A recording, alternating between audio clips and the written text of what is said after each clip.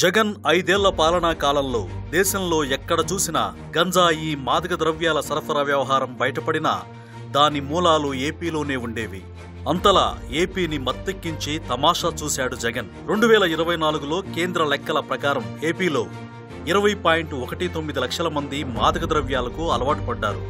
దయనీయ పరిస్థితి ఏంటంటే వారిలో 15.70% అంటే సుమారు 3,17,000 మంది బాలలే. అది జగన్ పాలన నిర్వాహకం.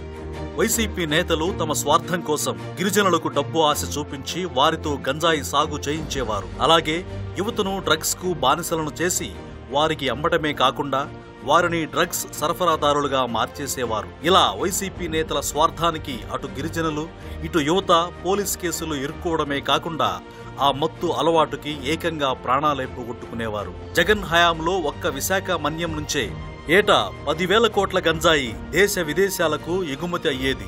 అంతర్జాతీయ మార్కెట్లో దాని విలువ 25,000 కోట్లు. విశాఖ మన్యం ప్రాంతంలో 11 మండలాల్లో 11,000 ఎకరాల్లో గంజాయి సాగు అయ్యేది.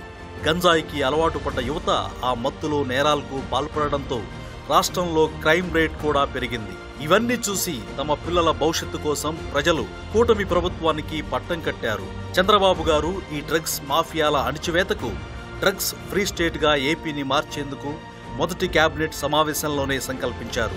గంజాయి డ్రగ్స్ సాగు, ఉత్పత్తి, రవాణా, స్మగ్లింగ్, కొనుగోలు, విక్రయం, నిల్వ, వినియోగం సహా సమూల నిర్మూలనే లక్ష్యంగా ఈగల్ అనే ప్రత్యేక విభాగాన్ని నెలకొల్పారు.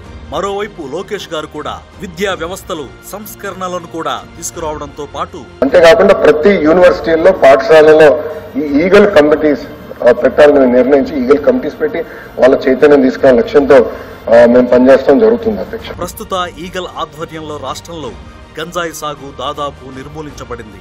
డ్రోన్లతో నిఘా పెట్టడమే కాకుండా గంజాయి సాగు చేస్తున్న రైతులకు వాణిజ్య పంటలపై అవగాహన కల్పించారు. ఉదాహరణకు రాజ్మా అనే ఫ్రెంచ్ చిక్కుడు పంట గురించి చెప్పుకోవచ్చు. 35,618 మంది రైతులకు 4,500 క్వింటాళ్ల రాజ్మా విత్తనాలను 90% రాయితీతో ఇప్పించారు. 22,500 ఎకరాల్లో రాజ్మా సాగు చేయించారు. 100 నుంచి 110 రోజుల్లో పంట చేతికి వచ్చింది. ఎకరాకు 10,000 పెట్టుబడి పెట్టిన రైతుకు పంట అమ్మకం ద్వారా ఎకరాకు 35,000 రూపాయలు వచ్చింది. అంటే ఎకరాకు 25,000 ఆదాయం అన్నమాట.